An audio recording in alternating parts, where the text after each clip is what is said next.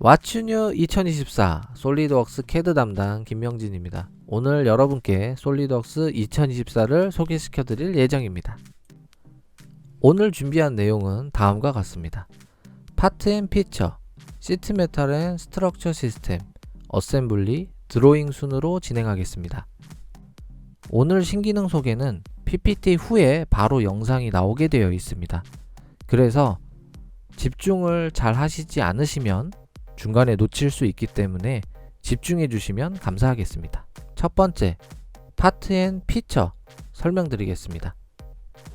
첫 번째는 회전 피처에 자르면 뒤집기 기능이 추가됐습니다. 이 기능 추가로 이제 최종 형태를 생각하여 직관적인 설계가 가능해졌습니다. 기능 사용에 대해서 영상으로 보시겠습니다. 회전 컷 작성 전에 다음 스케치를 이용할 예정이고요. 피처에 회전 컷을 눌러서 자르면 뒤집기가 추가된 것을 볼 수 있습니다. 예전엔 돌출밖에 안 됐지만 이제는 회전 컷에도 자르면 뒤집기를 활용하실 수 있습니다. 두 번째 기능으로 경계상자 원통형이 추가되었습니다. 이 경계상자 원통형 사실 잘 안 쓰실 수도 있지만 사용을 하시면 최신 정보를 도면에 항상 표시해서 관리하실 수 있게 됩니다. 영상으로 만나보겠습니다. 안내드리기 전에 속성을 한번 들어갔다 오겠습니다. 설정 속정을 보면 다음과 같이 속성이 정의된 것을 볼 수 있습니다. 바로 참조 영상의 경계상자 기능을 확인해 보도록 하겠습니다. 경계상자 유형 중에 원통형이 추가된 걸 볼 수 있고 사용자 평면을 이용해서 경계상자를 넣도록 하겠습니다. 경계상자를 삽입하면 왼쪽 트리에 경계상자가 나타나게 되고 그리고 그래픽 영역에 스케치가 보입니다. 이 경계상자를 진행하면 다음과 같이 속성에 경계상자와 관련된 정보값이 들어오게 되고요. 이 내용은 항상 크기가 변하면 자동으로 계산되게 되어 있습니다. 그럼 이 정보를 가지고 도면에 활용을 하셔도 좋겠죠.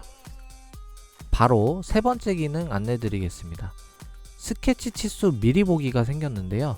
예전에 요소를 선택하고 치수를 줘야 됐다고 하면 이제는 치수 미리 보기를 선택하고 요소를 선택하면 은선 형태로 치수가 보여집니다. 그럼 그 치수를 선택하고 치수를 삽입하면 확정적인 치수가 부여되게 되어 있습니다. 그럼 요것도 영상으로 만나보겠습니다. 기존에 있는 스케치를 편집을 하고 제가 세점 중심 사각형을 삽입해 보도록 하겠습니다.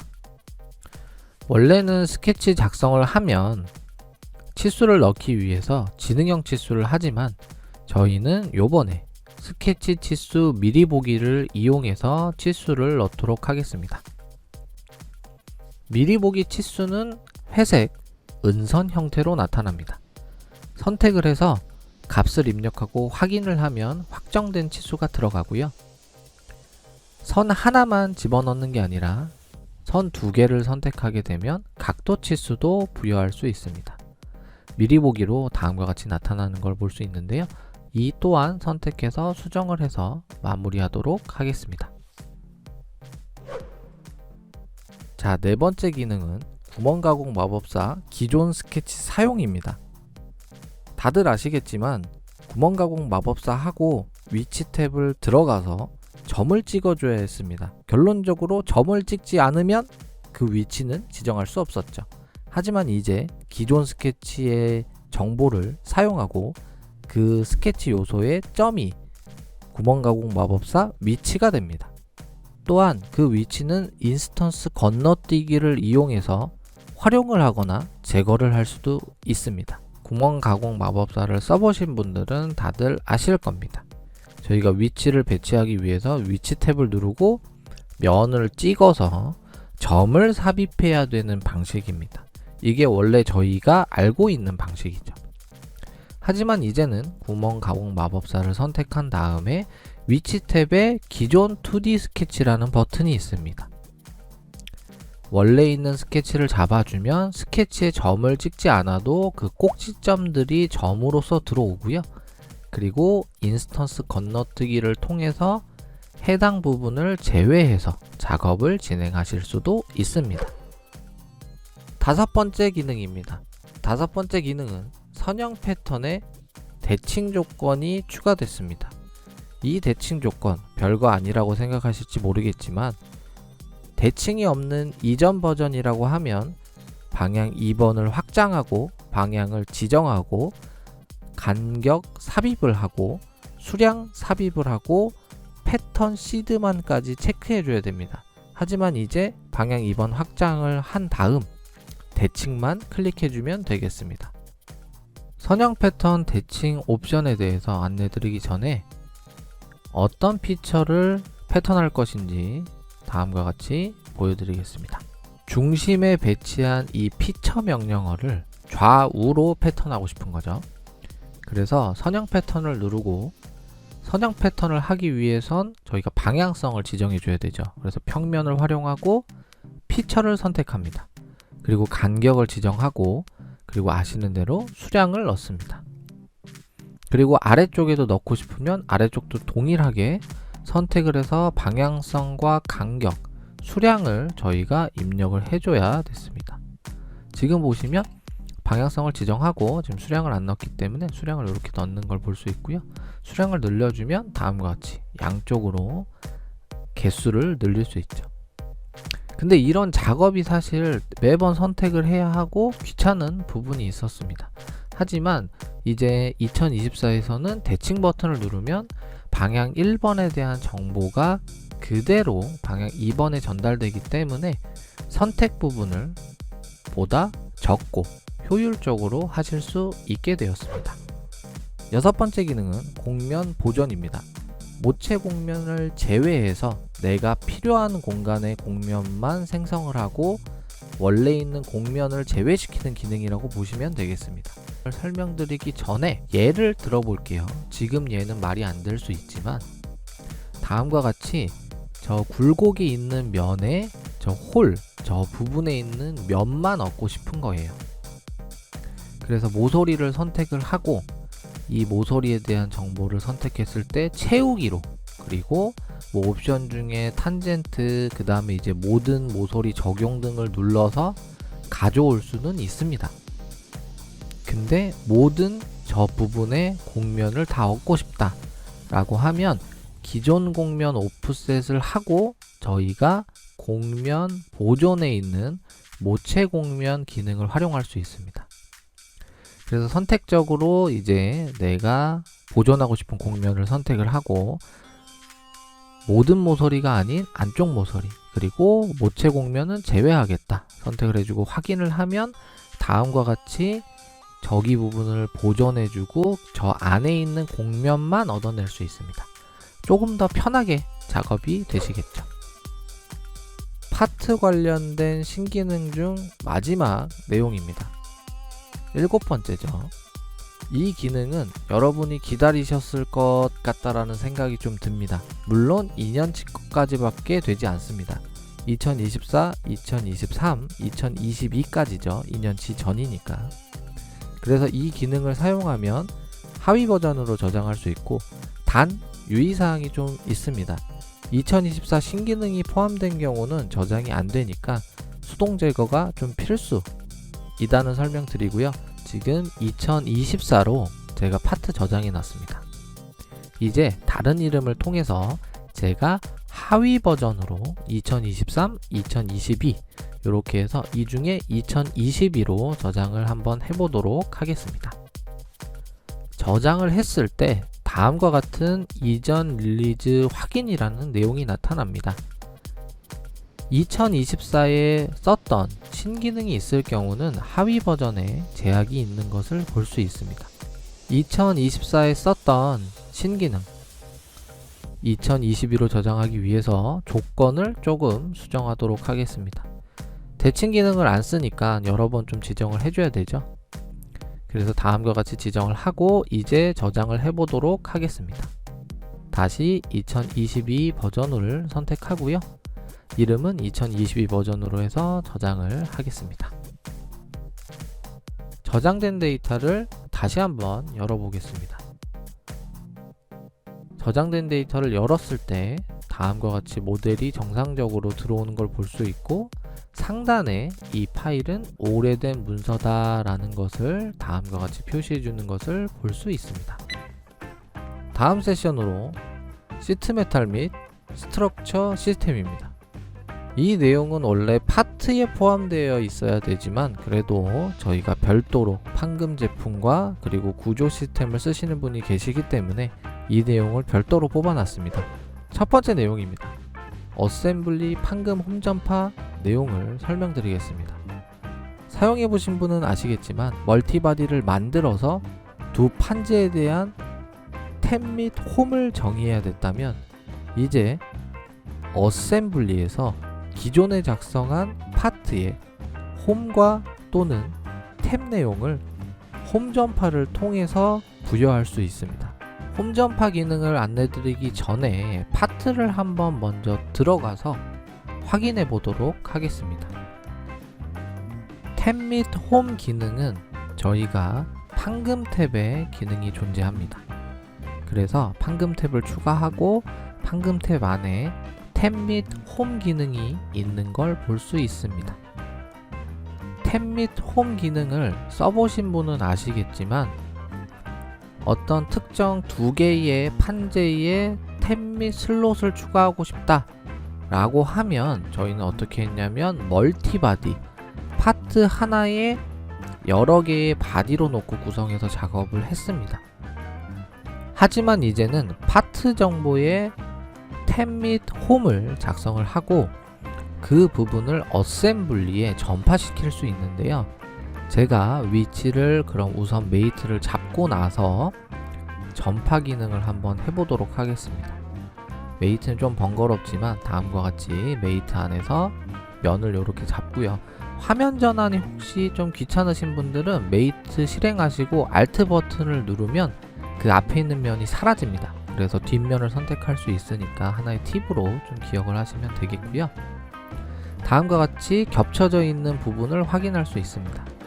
그러면 파트 그래픽상에서 오른쪽을 눌러도 홈전파 기능이 다음과 같이 있는 걸 볼 수 있고요. 또는 왼쪽 트리에서 오른쪽을 눌러도 홈전파 기능을 선택할 수 있는 걸 볼 수 있습니다. 그래서 전체 인스턴스 그리고 뭐 동일한 부품 그리고 선택 부품 이렇게 해서 옵션들이 다양하게 되어 있고요. 선택만 해주면 그 파트가 가지고 있는 홈 및 탭 정보를 이용해서 연결되어 있는 파트들에게 전파한다 라고 보시면 되겠습니다. 판금의 두 번째 기능입니다. 원통 영상에 찍기 및 굽힘 삽입이 되지 않았었는데요. 이제는 원통 영상을 찍고 굽힘 삽입을 통해서 일반 파트를 판금 파트로 변환할 수 있다라고 말씀드리겠습니다. 표면 찍기 기능과 굽힘 삽입은 평판 형태에서만 가능했습니다. 하지만 이제는 원형 모서리를 선택하고 스케치 점을 잡아서 그 점을 찢을 구역으로 지정할 수 있고요. 간격, 각도 등도 조절할 수 있습니다. 아시겠지만 아직은 파트 상태입니다. 이 파트를 판금으로 변환하기 위해선 굽힘 삽입이 필요하죠. 그래서 모서리를 잡고 확인을 눌렀을 때 간편하게 판금 제품으로 변경된 왼쪽 트리에서 정보를 확인할 수 있고요. 펼치기를 누르면 다음과 같이 전개도를 손쉽게 얻으실 수 있습니다. 판금의 세 번째 기능입니다. 판금 기능 스탬프는 사실 피처 포밍 툴을 알고 계신 분이라면 이 부분이 굳이 필요한가 라고 하실 수 있지만 스탬프만의 장점이 또 있기 때문에 이 스탬프 기능을 알려드릴 건데요. 단 열려있는 루버와 같은 형상은 조금 다소 또는 이제 돌출컷 같은 펀칭 홀에는 조금 적용이 어렵다는 점, 이 점은 양해해 주시길 바라겠습니다. 2024에 추가된 스탬프 기능을 알려드리기 전에 포밍 툴을 잠깐 알고 가시겠습니다. 아시는 분도 있으실 거고 모르시는 분도 있으실 것 같아요. 다음 위치에 폼 도구를 배치해 보도록 하겠습니다. 폼 도구 배치를 했을 때 문제없이 배치된 걸 볼 수 있습니다. 하지만 이 포밍 툴은 외부 참조가 생성됩니다. 그래서 이 부분을 편집해서 보게 되면 설정 도구를 이용해서 새로운 걸 만들거나 또는 고객이 원하는 모양으로 생성을 합니다. 그래서 이 원본 포밍 툴 파트를 열어서 제가 수정을 해보면 강제적으로 이렇게 깨서 파트가 이상한 형태로 만들어지게 됐다 라고 가정을 하게 되면 이 부분이 링크가 걸려있기 때문에 저 폼 도구를 사용한 파트들에도 영향을 주게 되어 있습니다. 그래서 다시 말해 솔리드웍스의 외부 참조 기능을 아직 다 이해 못하신 분은 저 디자인 라이브러리 관리부터 시작해서 다소 포밍 툴 쓰기가 어려우실 수 있습니다. 2024에는 판금 기능에 스탬프 기능이 추가되었는데요. 이 판금 스탬프 기능은 외부 참조가 발생하지 않습니다. 간단하게 그려놓은 스케치를 가지고 저희가 얼마만큼 찍을 건지, 그래서 얼마만큼의 깊이로 내릴 건지를 지정할 수 있고, 그리고 그 형상을 찍었을 때 발생하는 R값이 있겠죠. 굽힘 방향 그리고 각도 등을 한 번에 정의할 수 있습니다. 이 스탬프 기능은 처음에 봤을 때 점요소로 삽입하는 게 아니네 라고 해서 한 개만 넣을 수 있다라고 생각하실 수도 있지만, 이 부분은 저희가 솔리드웍스에 다양한 패턴이 있지 않습니까? 스케치 이용 패턴, 곡선 이용 패턴, 선형 패턴, 그런 것들에 바로바로 피처 명령어를 쓸 수 있기 때문에 그 부분 또한 염려하지 않으셔도 괜찮을 것 같습니다. 지금은 이제 패턴을 다 마무리한 내용이죠. 자, 이번 정보는 구조 시스템의 속성 정보, 단위 추가 관련된 내용입니다. 용접 구조물에도 속성 정보를 추가할 수 있지만 사용자 정의 속성, 파트에 있는 사용자 정의 속성에도 단위를 추가할 수 있습니다. 이 단위 추가로 인해서 단위로 인한 정보 전달의 오류는 없다라고 말씀드릴 수 있을 것 같습니다. 이번 내용은 속성에 단위를 추가하는 내용입니다. 파트 속성 뿐만 아니라 용접 구조물에도 속성을 넣을 수 있어요. 그래서 현재 설정에다가 제가 우선은 솔리드웍스에 계산된 질량 값을 집어넣고요. 그리고 단위 값을 추가적으로 옆에다 선택해서 넣으면 다음과 같이 그람 표시가 들어오는 걸 볼 수 있습니다. 그리고 파트 정보뿐만 아니라 용접 구조물 속성에다가도 저희가 만약에 길이가 정해져 있다, 근데 단위를 표현하고 싶다, 그러면 링크 부분을 잠깐 해제를 해주시고 거기에 단위를 넣게 되면 밀리미터 값을 넣을 수 있는 걸 볼 수 있습니다. 구조 시스템의 두 번째 기능입니다. 코너 관리.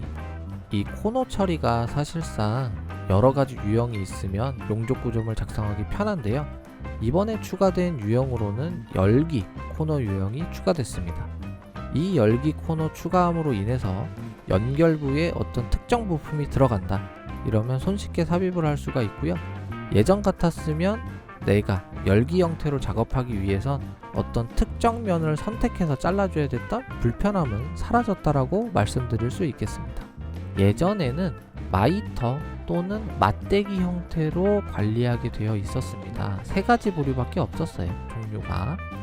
근데 이제는 열기 그룹이 추가돼서 혹시나 두 부재 사이에 뭔가 부속품, 연결하는 부속품이 들어가면 그냥 간단하게 열기만 선택해서 확인을 하시면 그룹화된 코너를 한 번에 열기 형태로 관리하실 수 있게 되었습니다. 자, 벌써 두 번째 내용을 지나 어셈블리에 도착했습니다.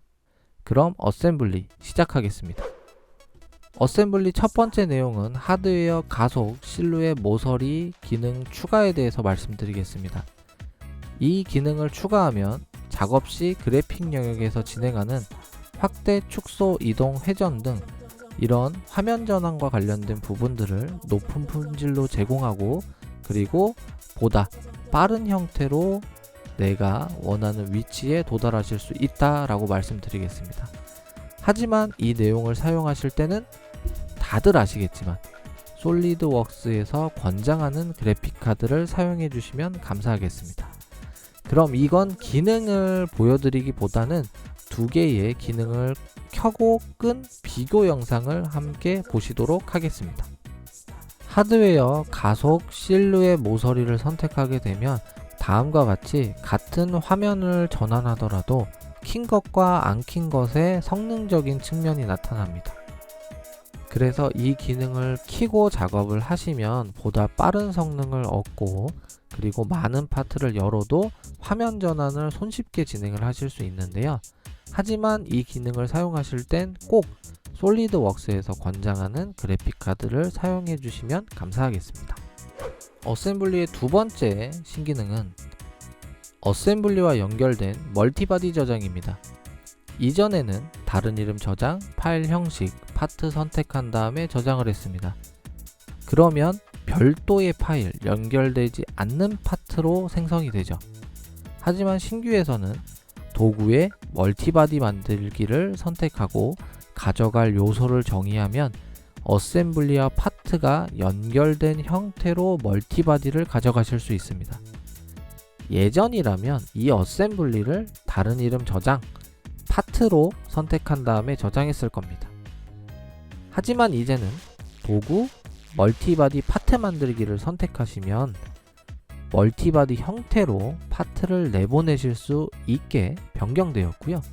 핵심은 예전에는 링크가 걸리지 않는 완전 독립적인 파트였다라고 하면 이제는 내보낼 때 어떤 요소를 가지고 나갈지, 어셈블리에 어떤 정보를 가져 나갈지 선택을 해서 저희가 링크가 걸린 멀티바디를 얻을 수 있다는 데 있습니다. 재질까지 선택해서 확인을 하고요. 그리고 나서 트리를 보게 되면 멀티바디 파트 만들기 내용으로 피처 명령어가 파트 트리에 있는 걸 볼 수 있고 바디들이 들어온 걸 볼 수 있습니다. 그럼 이렇게 들어온 멀티바디 잘 들어왔는지 화면 전환과 와이어프레임 등 각종 내용들을 변경해서 보도록 하겠습니다. 생각외로 아무것도 빠진 것 없이 잘 들어온 걸 볼 수 있고요. 이 상태에서 링크가 걸렸다라고 말씀드렸기 때문에 어셈블리로 돌아가 파트를 하나 열어서 해당 파트에 홀을 하나 뚫어 보도록 하겠습니다. 홀 작업은 여러분에게 보여드리는 거기 때문에 특별한 치수 없이 간단하게 스케치 그려서 바로 돌출 컷 진행하도록 하겠습니다. 여기서는 별다르게 설명드릴 건 없어요. 파트의 복잡성으로 인해서 다소 재생성이 느려지고 있는데요. 이제 재생성 완료되었습니다. 그럼 아까 저장한 멀티바디 파트 돌아가서 재생성을 하게 되면 아까 전에 구멍 뚫어 놓은 정보가 멀티바디에 있는 하나의 바디에 다음과 같이 표시되는 걸 볼 수 있습니다. 이 기능을 활용하면 멀티바디를 만들고 참조된 부품을 만들어서 저희가 추가 작업을 할 수 있겠죠.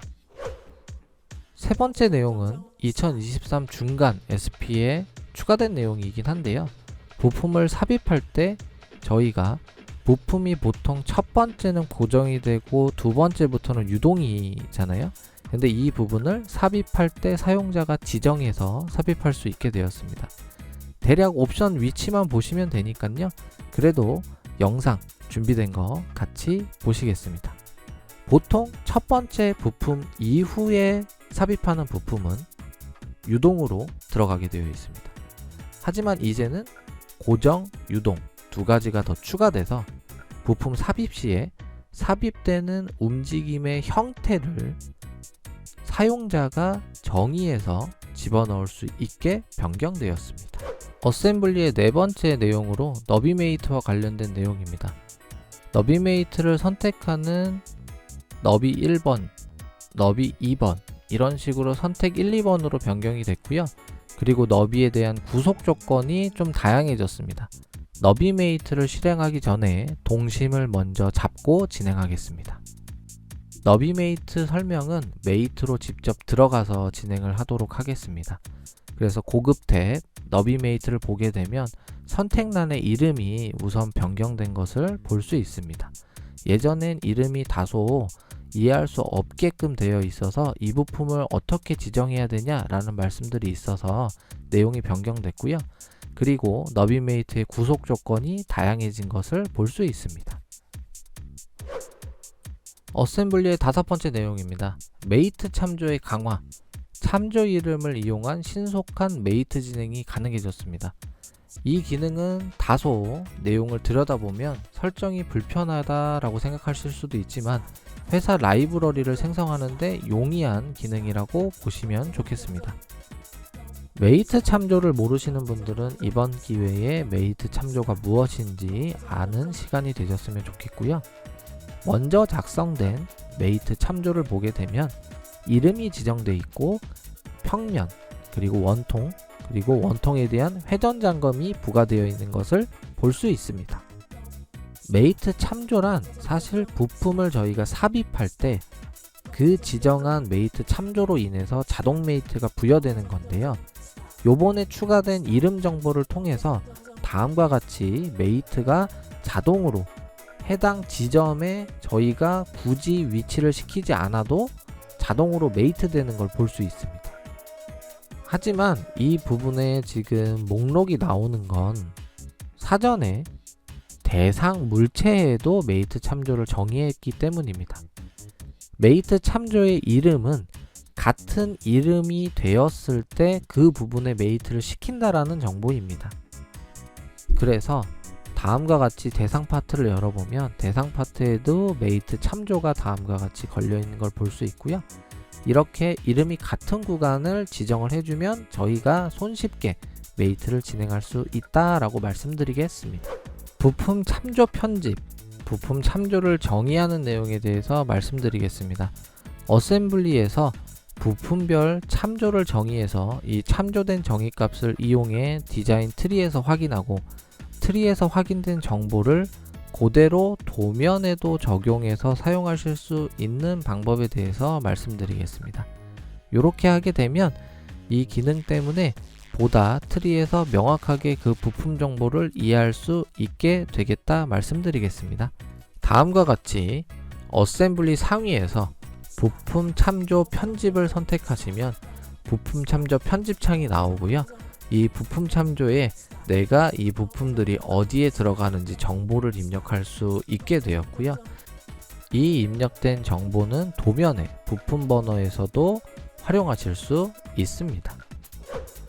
누락된 참조 부품 삭제에 대해서 알려드리겠습니다.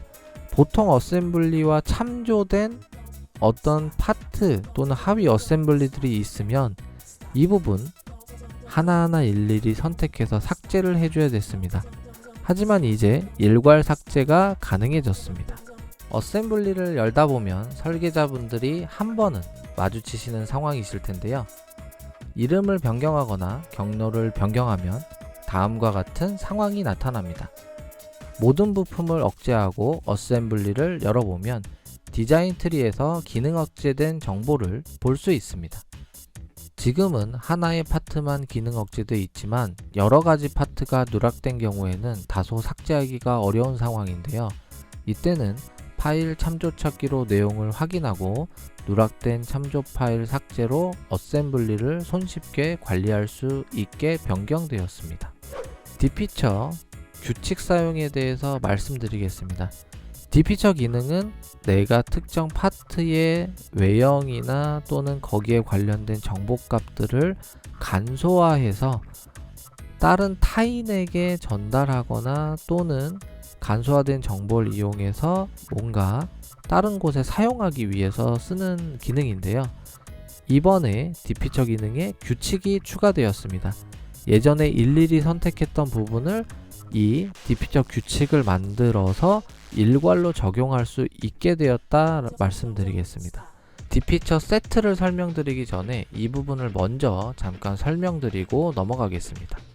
저희가 파트에 사용자 정의 속성을 이용해서 여러가지 정보를 넣는데요. 그 중에 만약 IP 레벨 보안 등급을 설정했다 라고 가정하겠습니다. 안내용으로 파일을 열었기 때문에 저장은 하지 않겠습니다. 디피처 기능은 보통 작업을 할 때마다 정의를 해줘야 됩니다. 하지만 2024에서는 규칙을 만들어서 불러올 수 있습니다.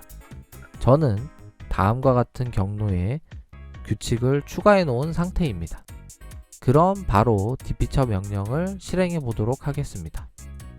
상단의 다음 버튼을 클릭하고 IP 등급을 선택해서 내가 만들어 놓은 레벨 단위, 아까 전에 사용자 정의에서 보여드렸던 레벨 단위에 있는 정보를 불러와서 다음 명령어를 실행해라 라고 지정한 상태입니다. 그리고 이 내용은 저희가 생성한 다음 사용자 정의 IP 레벨 뭐뭐 조건이 같으면 값이 1번이면 이렇게 세팅해 놓은 상태입니다. 그래서 1번이면 없음, 2번이면 뭐 파트당, 경계상자, 파트당 이런 식으로 세팅을 해 놓은 상태입니다. 결론적으로 사용자 정의 속성에 이런 정보를 갖고 있으면 다음 디피처 명령을 실행하라 라고 만들어 놓은 상태이죠. 그리고 디피처 명령어를 다음 버튼을 누르면 실제로 개별로 지정할 수 있는 창으로 다시 넘어갑니다. 그래서 디피처 세트일 때는 꼭 저 부분 규칙 편집을 하시고 적용을 누르시면 되겠습니다.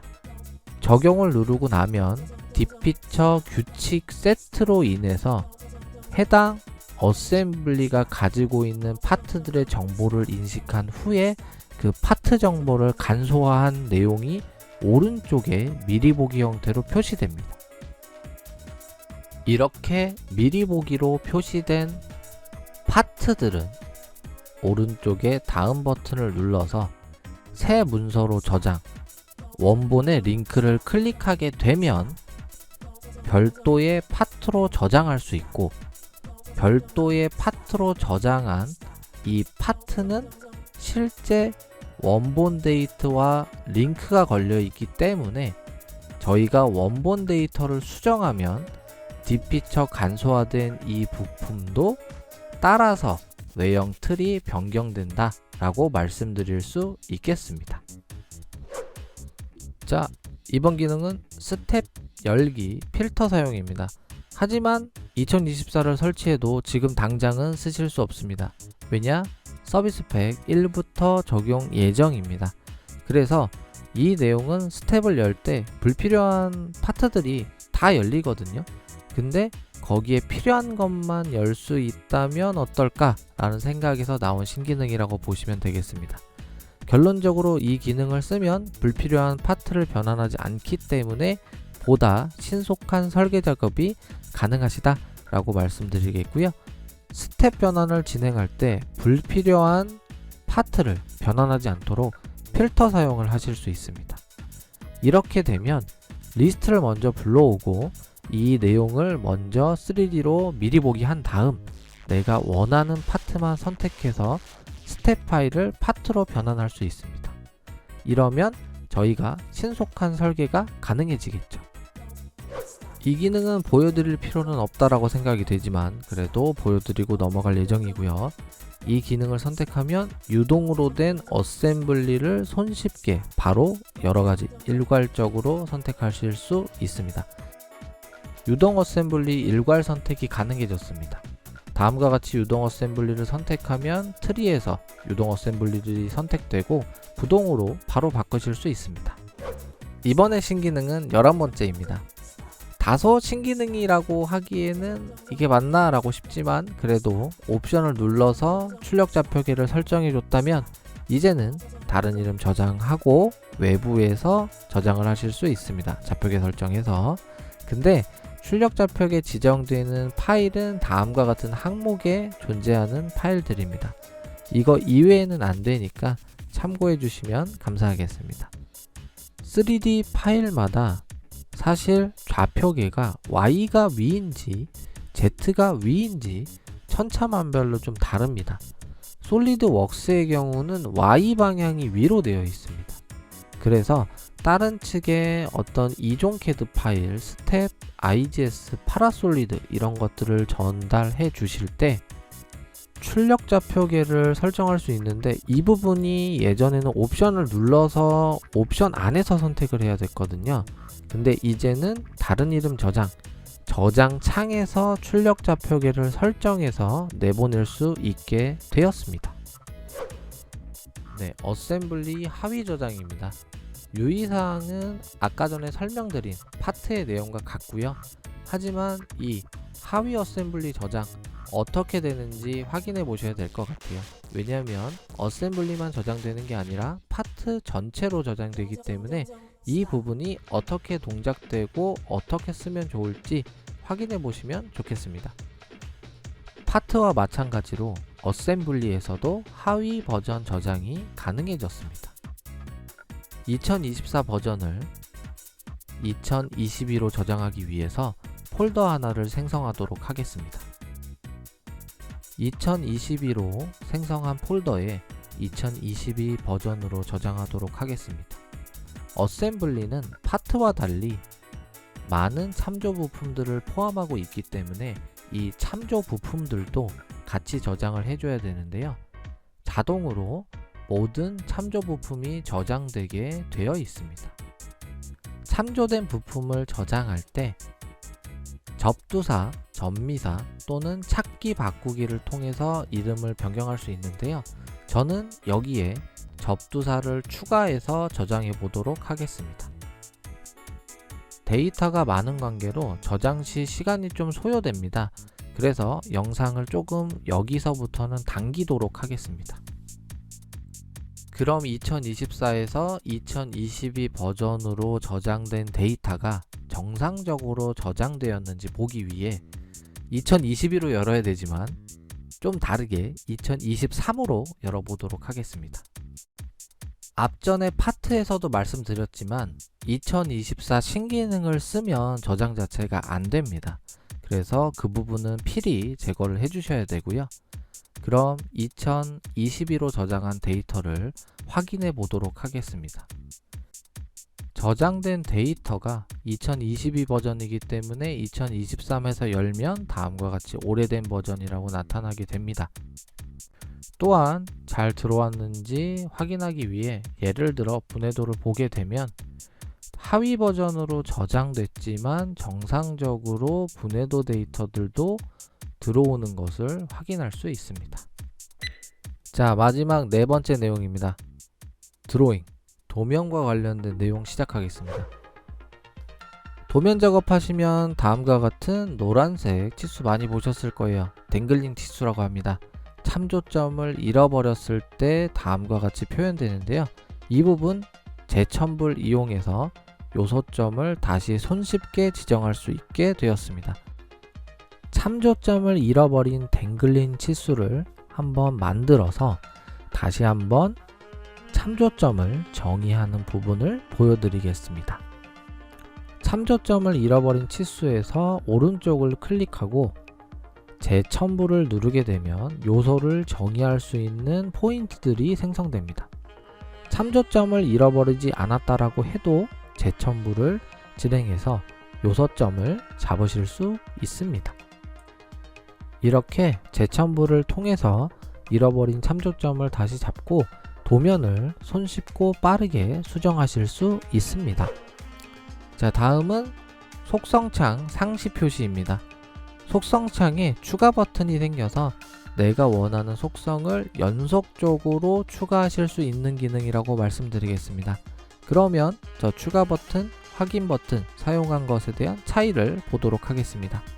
파트나 어셈블리가 갖고 있는 속성 정보를 저희는 솔리드웍스 도면에서 불러와 그 부분을 표시할 수 있었습니다.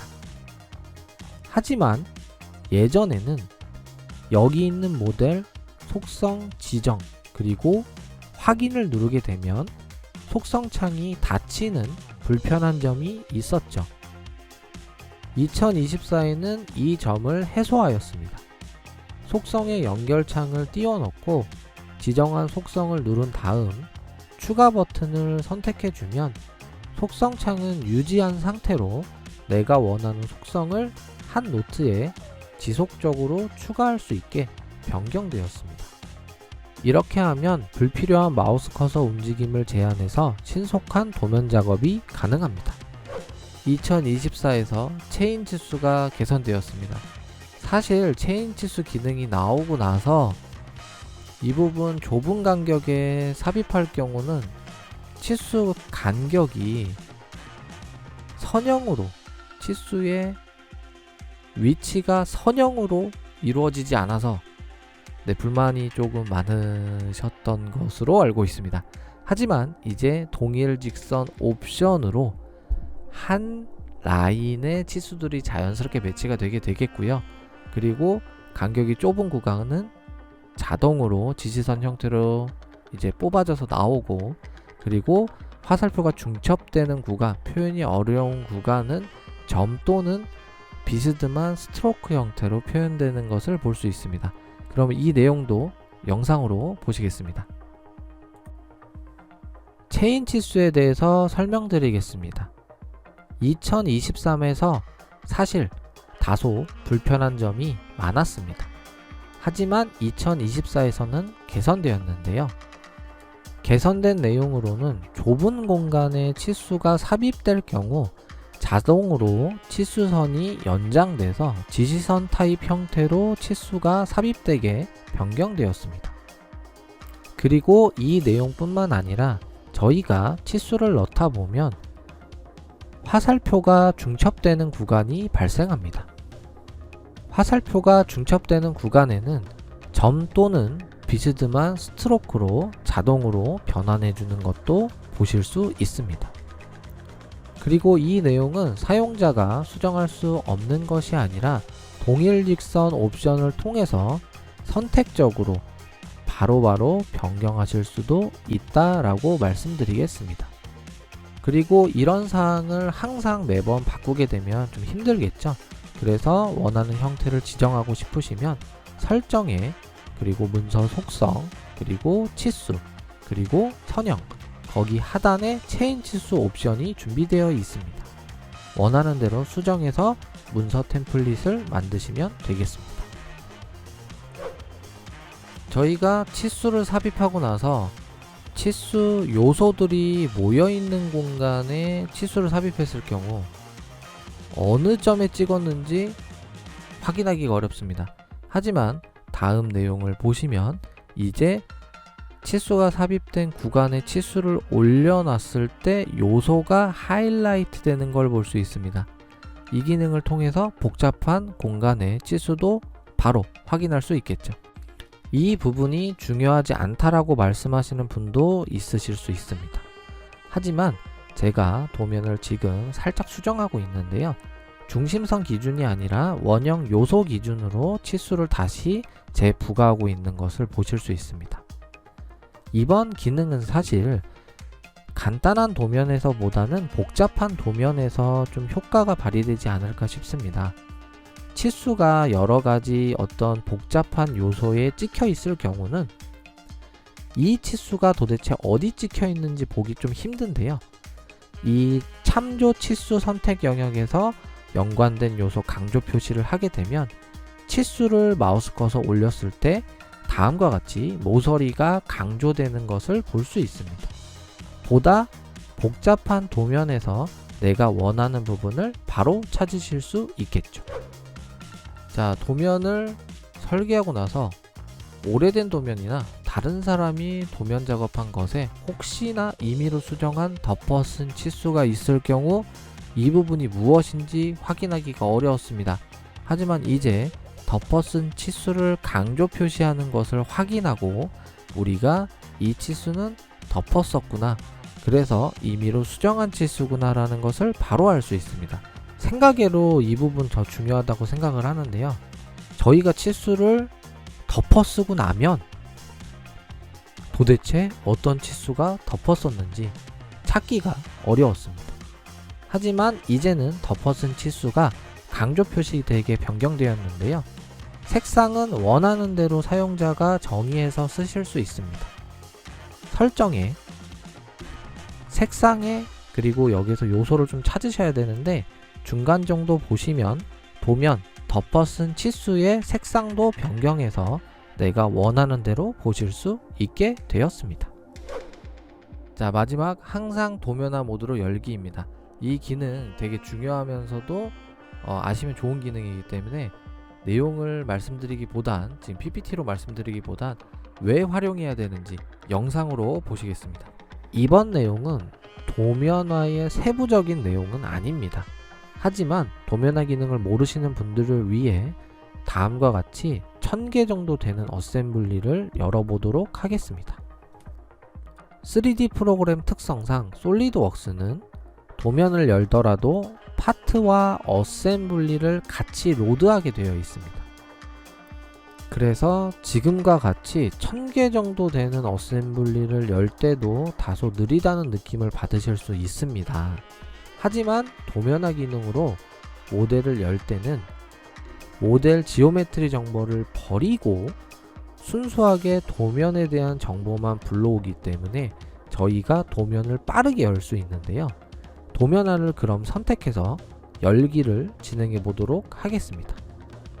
도면화 모드를 선택해서 열기를 진행하면 도면이 정말 눈 깜짝할 사이에 열리게 되어 있습니다.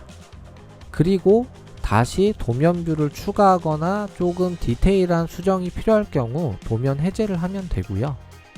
그런데 왜 이걸 다시 설명드리냐? 바로 성능에서 항상 도면화 모드에서 도면 열기가 추가되었습니다. 도면의 성능에서 저 옵션을 켜주고 저희는 열기를 진행할 수 있는데요.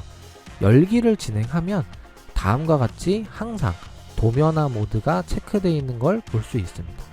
이제 번거롭게 항상 도면화 모드를 눌러주지 않아도 된다라는 말씀을 드리려고 합니다.